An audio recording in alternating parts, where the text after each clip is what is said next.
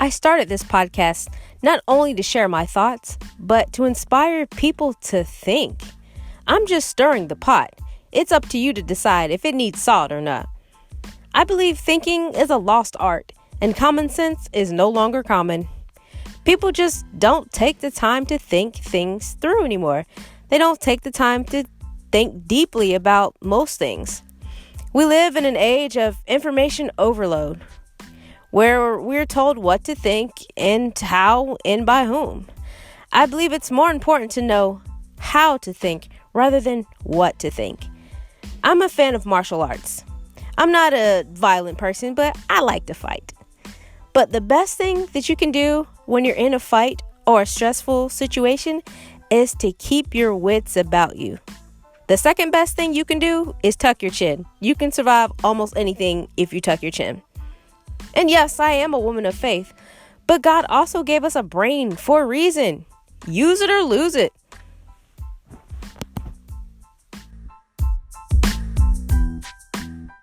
Well, folks, we're in the middle of an election, in the middle of the pandemic.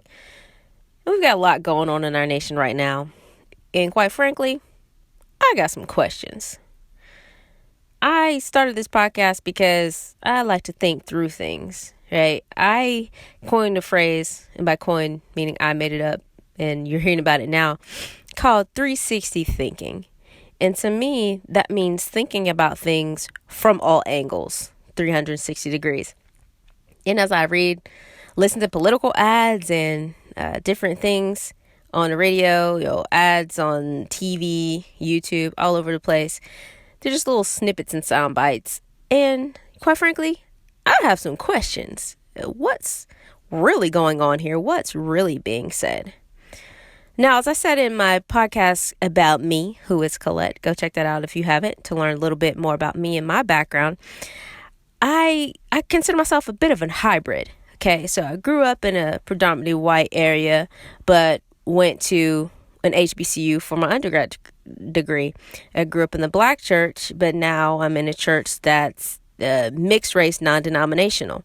So I get a little bit of both worlds. Of course, there's more than two, but the two majority worlds, black and white.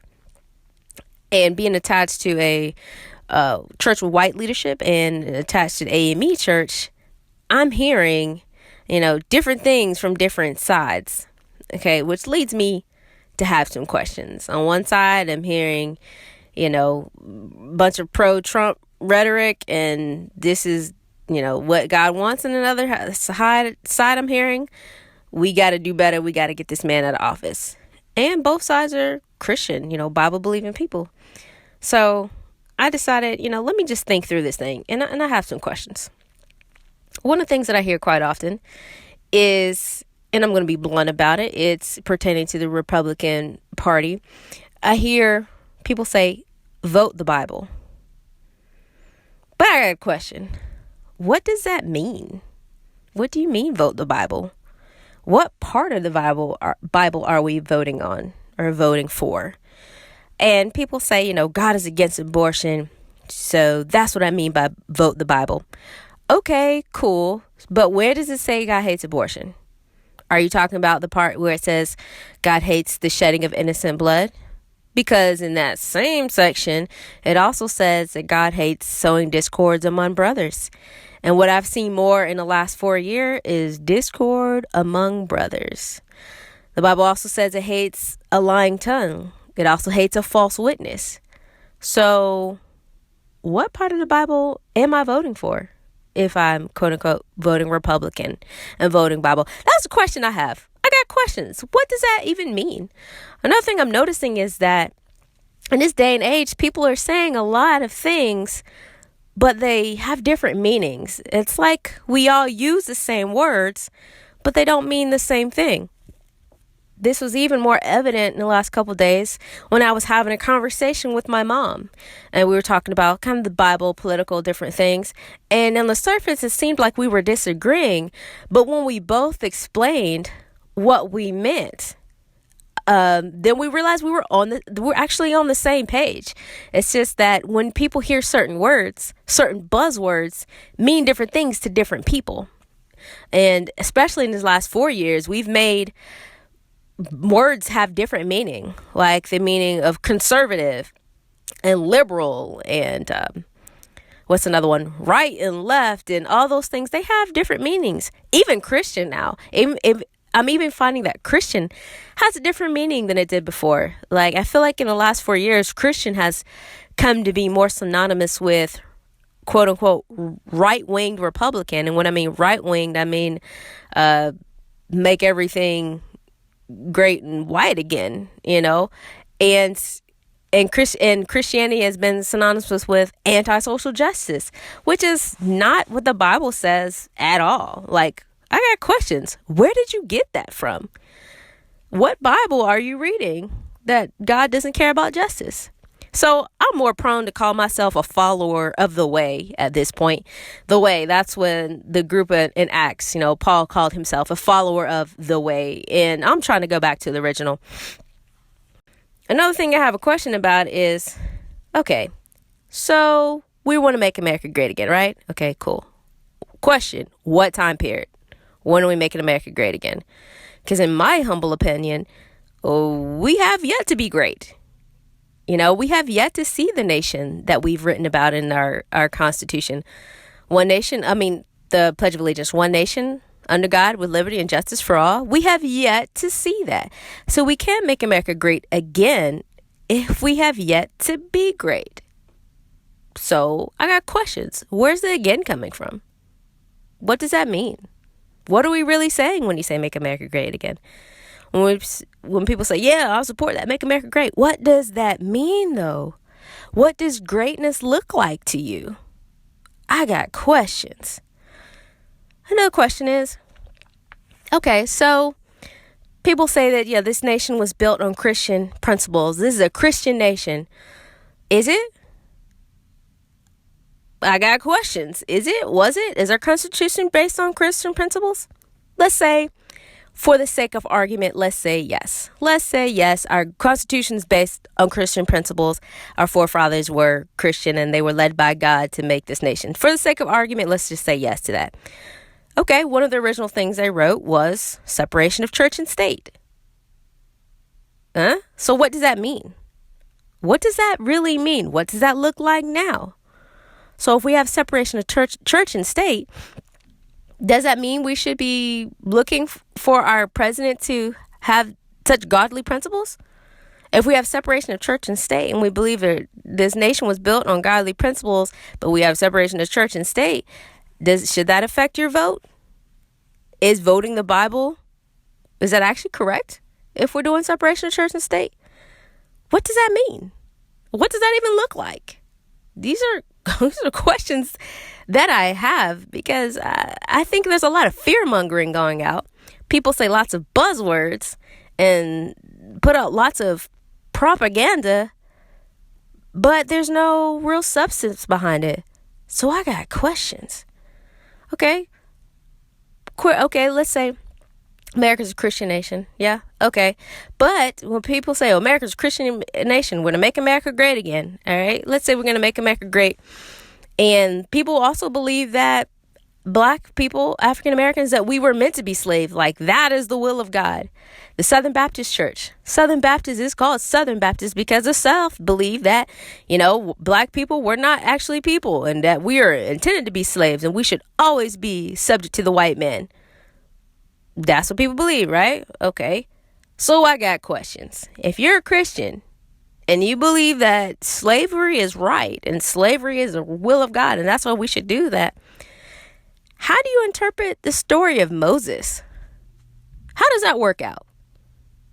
Please explain that to me. I got questions. Okay, because story of Moses, if you're not familiar, go to Exodus, check it out. But I'll give you the Cliff Notes version right now. Or you can watch Prince of Egypt on Disney, whatever. But the point is, the people were enslaved and God was fighting on their side to get them out of Egypt, out of slavery. So I got questions. So if you believe Black people were meant to be slaves, where do you see yourself in that story of Moses? Could it be that you are Pharaoh? I got questions. And another thing, the Bible says that God hardened the heart of Pharaoh. Could it be that God is intentionally hardening people's hearts now to show the foolishness? Could it be? I got questions. Another thing is, I've also been floating in both circles, black and white, conservative, liberal, white church, black church, Democrat and Republican. Me, I'm kind of all over the place. Maybe that's the reason why my favorite color is purple. So there's that. But another thing is, I've heard a lot of stories, prophecies, or whatever about President Trump, that he was meant to be the president of the United States, even if for the second term. Lots of prophecies. Question, what if that is a self-fulfilling prophecy? Now, there are many times in the Bible where God told people, I'm going to destroy this land, Sodom and Gomorrah, the people's wickedness, I'm going to destroy them. Or even with Jonah. In Jonah, God told Jonah to go to Nineveh and tell the people that he's going to destroy it. And there have been many times when the people, hearing a prophecy, hearing this word from God, they straightened up and they changed their ways, and what was prophesied did not come to pass. King Hezekiah, I believe it was, he was told that he was going to die, and he turned his face to the wall and he prayed to God, and God heard his prayer and changed his mind, and Hezekiah did not die. He lived another 15 or so years. I can't think of all the facts right now. Look it up. Again, look it up. Don't just believe stuff because you hear it from me. Look it up. So I got questions. What if these prophecies that people are hearing and seeing about President Trump are self-fulfilling? What if it's a warning? What if this guy is still in president again, we're going to have more chaos in the land and it's going to continue? What if that's the case? What if God is showing us how crazy of a nation we really are? What if God is just pulling back the covers and showing how people really feel? Because we've seen a lot of that this year. We've seen, lots of division, because how people really feel, how people really think has really been coming to the forefront in the last 4 years. And definitely in the last, 9 months, we're in October, in 2020, those last couple of months. So what if God is just showing us how we really feel? And what if it's a self-fulfilling prophecy and not necessarily what he wants to do? Now, what if, for example, God told Jonah, okay, Nineveh, I'm going to destroy the people. And what if instead of Jonah telling the people, what if he said, well, God's going to destroy it, so let me start setting fires. Let me start burning Nineveh down itself and help God out. What if that's what we're doing? What if that's what we're doing as a nation? I got questions. It reminds me of the Bible with King Saul in Chronicles, where Israel wasn't meant to have a king, but Israel insisted on having a king to be like other nations. And so they elected King Saul, and the story goes on and on from there. It's in Chronicles. Look it up. So I'm wondering, with this thing with President Trump, is it because the people so wanted a president, so wanted this chaos and foolishness happening in our nation, that God gave us exactly what we really wanted? I got questions. Now, I'm not trying to promote one person or the other. I'm not trying to tell people what they should think. I'm just trying to inspire you to think about it. See if what's really going on really lines up with your beliefs. See if these things actually make sense. Because I got questions. So another thing, I was watching the Biden town report the other night on TV. What do you call it? The town hall meeting with Joe Biden. I thought it went well. I thought they asked some really pertinent questions. They had representatives for both Democrat and Republican. And I felt like they asked questions that a lot of Americans want to know. Again, I got questions.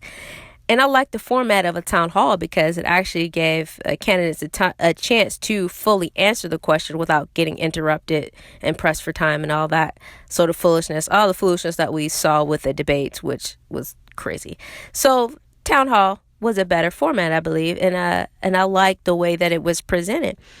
Now, one of the questions that came up was a mother of two small children, and she explained that one of her children, now she said their ages were 8 and 10, and that one of them was transgender. And I was like, whoa, at 8 or 10? Man, that's quite a decision for a child to make. And she asked Joe Biden about, transgender rights, et cetera, et cetera. Now, his response was in supporting transgender rights in this mother. He didn't, and a lot of Christians were upset. They're like, oh, Joe Biden's supporting this. But here's the thing. It's not his place to condemn that mother for her parenting skills. So I got questions. If you think, one, if you don't like Joe Biden's answer, what do you think he was supposed to say? What did you want him to say? Would he have been in his rights to say whatever you thought he should have said? As an American president trying to represent the entire nation, do you think it would have been right for him to condemn that mother? I don't think so. I think it would have been out of his lane, personally. So back to Joe Biden and his response to that mother. My question is, where does the government's authority lie when it comes to parenting? Where do you draw the line? Where do you draw the line as what the government can and cannot say to you and dictate what happens in your own home? I got questions. Because just because you disagree with the whole child transgender thing, and to be quite frank, I do too. I don't think that's any kind of decision a child needs to be making. That's not something a child needs to be thinking about at all. I think kids just need to be kids. But where does that authority lie with the government? How much authority do you want to give the government, and where they could tell a parent what they can and cannot do with their own child? Because it's the same people who say, oh, he should condemn her, they shouldn't be allowed to do that, da-da-da. But then also want to yell at the government when they say you can't spank your child. So what? So which is it? Where does their authority lie? What do you want them to say? What should they do? Have we given the government too much say what happens in our homes? Have we not given them enough say what happens in our homes? I got questions. Another question. When people say, I got rights. What does that mean? When do your rights end and my rights begin? Just because you have the right to not wear a mask, does that mean that I have the right to die because you didn't wear a mask? Where about my rights? I got questions. Where does it end? When I was in elementary school, I heard a quote that said, my right to swing my fist ends where the other man's nose begins. And that has stuck with me ever since then. So when we think about rights, of course, yes, we all have rights, but when your rights start infringing upon someone else's, or when your rights are based off of someone else being wronged, that's a problem. I think we're expecting our candidates to do more than what they're supposed to do. I think we need to all look to see what each candidate, Senate, representative, congressman, judge, jury. We just see what these people's job descriptions are and see if we're actually demanding more from them than what we expect or what they're actually liable to do. No, maybe that's a great American thing to do. I think we do demand more from people than what their job description entails. Other duties is assigned. We expect teachers to be moms, nurses, and short order cooks, But really, I got questions. I think we need to look more deeply into what are these people supposed to do. And we vote for a candidate because they say whatever we think they're going to say. The question is, do they even have the right to implement that? Do they even have the power to do that? I got questions. Because you might be voting for a candidate that promises to do something that is not within his or her power to actually do. An example of an office that doesn't have absolute power is a student body president. Now, while we're electing presidents, candidates, and everything, we expect them to do certain things that may not be in their power. Just think of like a student body president at a high school or middle school, and all of the students are making their speeches and why people should vote for them. And one kid gets up there and says, if I'm elected student body president, I'm going to make sure there's ice cream in the cafeteria and pizza party every Friday. Ah! And the whole auditorium goes wild and everybody's like, yeah, I'm voting for this kid. And they elect this kid as student body president. When all reality is, the student body president doesn't have control of those things, but they just say whatever they want in order to get people on board. And then the silly students are like, yay, I'm voting for Chad. He's going to make sure there's ice cream in the cafeteria. And that's not Chad's job. Like, Chad does not have any power over that. And then halfway through the semester, you realize, hey, there's no ice cream. We hate Chad. If you did your research in the beginning, you would know that Chad does not have that type of power. Now, going back to Joe Biden for a minute. During the town hall meeting, he was asked a question, and he laid out his plan. And the host, commentator, don't remember that guy's name, he explicitly said to Joe Biden, oh, is that exactly what you're going to do if you're elected president? And Joe was honest, and he said, I've got to get the votes first. I think that was a key element that we've been missing lately. I like that he was honest about, hey, the president does not have ultimate power. He doesn't. He's got to get the support of Congress before things actually happen. It makes me think of that scene from Hamilton when Hamilton is doing the battle with Congress, and him and Thomas Jefferson are going back and forth about Hamilton's financial plan. And Jefferson's taunting him, you don't have the votes. You don't have the votes. You're going to need congressional approval, and you don't have the votes. That's exactly how it still is now. So when people are like, oh, the president, he's going to do this and this and that, if he has the votes.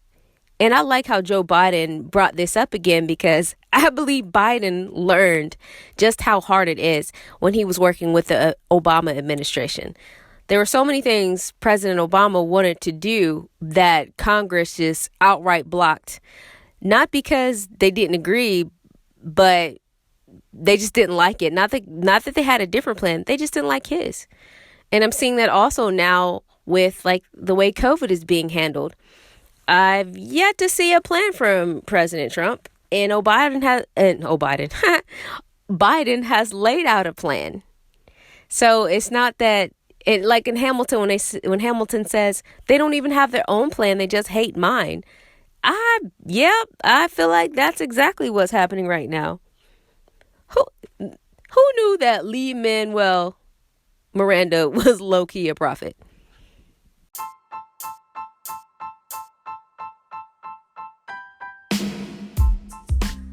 I feel that the age of information that we are in is leaving us less informed. We're so used to having information at our fingertips and right there in the back pocket. We're used to be able to find answers whenever we need them, but we're so used to answers that we rarely ask the right questions. I recently heard a sermon by Stephen Furtick about questions. There are things that we don't know simply because we don't ask the right questions. In Jeremiah 33:3, the Lord says, ask me, and I will tell you things you did not know. And the Bible also says, you have not because you ask not.